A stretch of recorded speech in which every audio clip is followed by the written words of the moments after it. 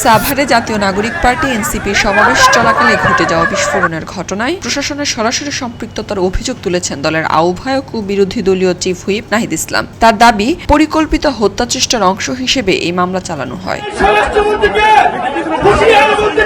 সোমবার রাত 10:45টার দিকে সাভার থানা স্ট্যান্ড সংলগ্ন ঈদগাহ মাঠে এনসিপি সমাবেশ চলাকালে বিস্ফোরণের ঘটনা ঘটে। এ সময় মঞ্চে বক্তব্য দিচ্ছিলেন ঢাকা জেলা এনসিপির আহ্বায়ক প্রকৌশলী নাবিলা তাসনিদ।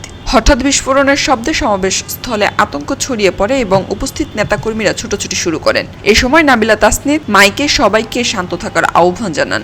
ঘটনার পর রাত 10:15টার দিকে তাৎক্ষণিক প্রতিক্রিয়া নাহিদ ইসলাম বলেন,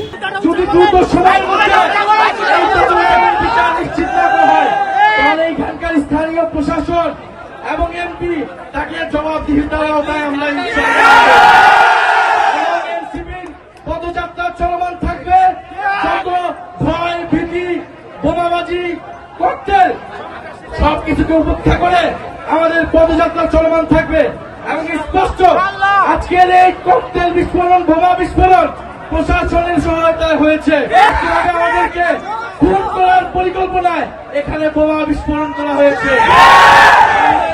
চাই কোন সন্ত্রাসীর ঠিকানা এই সাভারে হবে না।